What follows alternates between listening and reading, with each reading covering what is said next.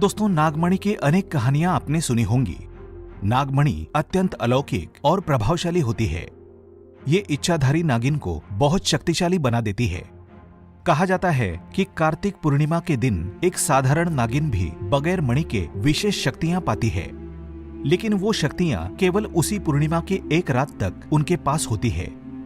और इन शक्तियों के बल पर नागिन कोई भी रूप धारण कर सकती है, कोई भी आकार ले सकती है और कोई भी असामान्य कार्य कर सकती है। दोस्तों, नाग नागिन महादेव शिव को ही अपना आराध्य मानते हैं और नाग देवता की पूजा करके कोई भी व्यक्ति भगवान शिव का आशीर्वाद प्राप्त करने में सफल रहता है। दोस्तों, ये चमत्कारी घटना घटी थी उत्तर प्रदेश के छोटे से गांव सीतापुर में गांव के मुखिया और वहां के सबसे धनी व्यक्ति रतनलाल के साथ। रतनलाल 5-6 साल पहले एक साधारण गरीबी का जीवन व्यतीत कर रहे थे। वो अक्सर जंगल में अपनी बकरियों को लेकर चराने जाया करते थे। यही उनका नित्यक्रम था। एक दिन बकरी चराते चराते वो जंगल के कुछ ज्यादा ही अंदर चले गए। उसी जंगल में एक इच्छाधारी नागिन अपने नाग के साथ एक पेड़ के पास रहा करती थी। वो नागिन गर्भवती थी। एक दिन बकरियां चराते चराते शाम हो गई थी और रतन जब उस पेड़ के पास से गुजर रहा था तो वहां उसे एक तेज चमकती चीज दिखाई दी। वो दोनों नाग नागिन भी वहीं थे। उन्हें देख के रतन थोड़ा सा डर गया और तुरंत वहां से जल्दी जल्दी घर को निकला। परंतु उस रात उसे बार बार वो चमकती चीज ही नजरों के सामने दिख रही थी। वो इतना तो समझ गया था कि हो न हो वो कोई बहुत मूल्यवान चीज थी और अगर वो मुझे मिल गई तो मैं भी अमीर हो जाऊंगा। लेकिन उसे पाने में रोड़ा बन सकते हैं वो दोनों नाग नागिन। उनका कुछ करना पड़ेगा। दूसरे दिन वो फिर से जंगल में उसी पेड़ वाले स्थान पर गया और कुछ दूर ही खड़े रहकर छिपकर उस पेड़ के पास रह रहे नागिन को देखने लगा। कुछ देर देखने के बाद उसकी समझ में आया कि नागिन गर्भवती है। वो चुपके से वहां से निकल आया।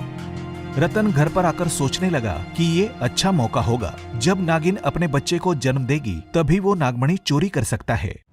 उस समय नागिन कमजोर होगी, बस नाग को ही मारना होगा और उस मूल्यवान चीज को हथियाना आसान होगा। उसने सुन रखा था कि अगर किसी नाग के मुंह पर गोबर मार दिया जाए तो वो अपना होश खो बैठता है। अब रतन हर रोज गोबर लेकर उस विशाल पेड़ के पास जाता और छुपकर सही मौके का इंतजार करते रहता। एक दिन वो मौका भी आया जब नागिन अपने बच्चे को जन्म देने वाली थी। चुपके से रतन ने नाग के मुंह पर तेजी से गोबर मारा तो नाग होश खो बैठा। फिर एक बड़े पत्थर से उसने नाग को मार डाला।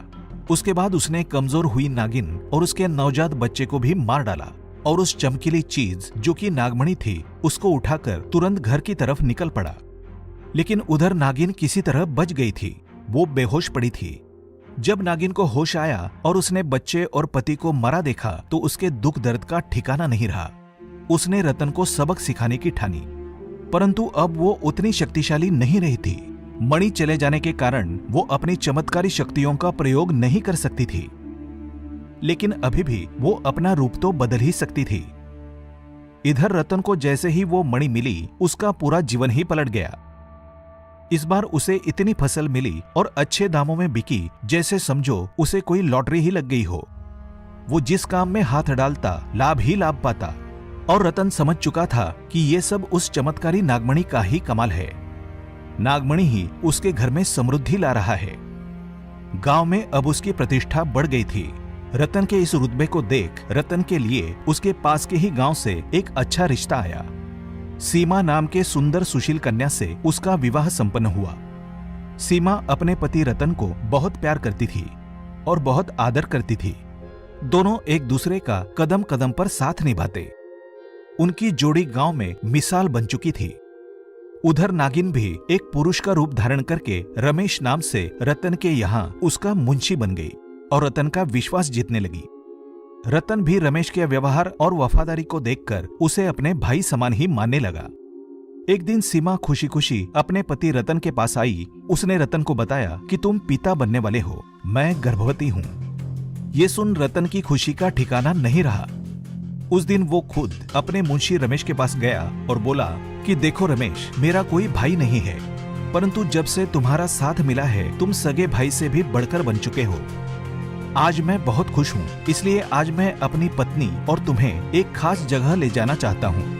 मेरी पिछली जिंदगी से अवगत कराना चाहता हूँ। मेरा इस दुनिया में तुम लोगों के सिवा कोई नहीं है। फिर वो अपनी पत्नी और रमेश को गाड़ी में बिठाकर गांव के कोने में ले जाकर एक छोटी सी कुटिया के सामने रुक गया। उसने बताया कि जब वो छोटा था तब इसी कुटिया में उसकी माँ उसे जन्म देते वक्त चल बसी थी। उसके पिता भी कुछ समय पहले ही ये दुनिया छोड़ चुके थे। तब एक बूढ़े बाबा ने उसकी माँ को वहीं दफना दिया था और रतन को भी उसी बूढ़े बाबा ने पाला था। रतन ने बताया कि जब भी उसके साथ कोई बुरी घटना होती है तो बस इस कुटिया के पास चला जाता है। यहाँ उसे एक अनोखे सुकून का एहसास होता है। रतन ने आगे बताया कि आज मैं तुम दोनों को इसलिए यहाँ लाया हूँ क्योंकि तुम दोनों अब मेरी जिंदगी का एक अहम हिस्सा बन चुके हो। ये सुन सभी की आंखों में पानी भर आया। कुछ देर रुकने के बाद जब वे वापस पहाड़ी से होते हुए घर को जाने निकले तब अनहोनी हुई। अचानक पहाड़ी पर उनकी गाड़ी एक बड़े पत्थर से टकराई। रतन गाड़ी में ही फंसा रहा, लेकिन उसकी पत्नी सीमा पहाड़ के नीचे गिर के एक पेड़ पर अटक गई। उस पेड़ के ठीक नीचे बहुत ही गहरी खाई थी। दोस्तों, वो रात कार्तिक पूर्णिमा की ही थी। रमेश की शक्तियां जागृत हो गई थी। वो पुनः अपने नागिन के रूप में परिवर्तित हो गया। रतन रमेश को देख हक्का बक्का रह गया। जिसे वो रमेश समझ रहा था उसका असली रूप देखकर वो हैरान हो गया। उसके पैरों तले जमीन खिसक गई। नागिन ने रतन को बताया कि कैसे वो भी रतन के कारण ठीक ऐसी ही स्थिति में फंसी थी। रतन ने उसका पूरा घर संसार लूट लिया था, उसके पति और बच्चे को मार डाला था। नागिन ने कहा, आज मेरा बदला पूरा हो जाएगा। रतन घायल होकर गाड़ी में फंसा हुआ था। रो रोकर वो नागिन की मिन्नतें करने लगा, भले ही मेरी जान ले लो, परंतु मेरी पत्नी गर्भवती है, उसे छोड़ दो। नागिन का हृदय पिघल गया। उसे याद आया कि क्या होता है जब कोई अपना छिन जाता है। वो जिंदगी का सबसे बड़ा दुख होता है। नागिन ने रतन का उसके पत्नी के प्रति सच्चा प्यार देखकर उसे माफ कर दिया। सीमा को उस पेड़ से निकालकर बचा लिया और दोनों को हॉस्पिटल छोड़कर खुद वापस जंगल उसी विशाल पेड़ के पास चली गई। जब रतन हॉस्पिटल से स्वस्थ होकर अपनी पत्नी के साथ घर वापस लौटा तो उसे अपनी गलती पर पश्चाताप हुआ। उसे एहसास हुआ कि कितनी बड़ी गलती उससे हुई है। अपने स्वार्थ के लिए एक नाग परिवार पर उसने कहर ढाया था। वो नागमणि को लेकर उसी विशाल पेड़ के पास गया और उस पेड़ के पास उस नागमणि को रखकर फूट फूट कर रोने लगा। मन ही मन नागिन से माफी मांगता रहा और शाम को वापस घर आ गया। दोस्तों, कभी कभी स्वार्थ में अंधा होकर व्यक्ति इतनी बड़ी गलती कर बैठता है कि फिर उस गलती को कभी भी ठीक नहीं किया जा सकता और बस अंत में पछतावा ही रह जाता है।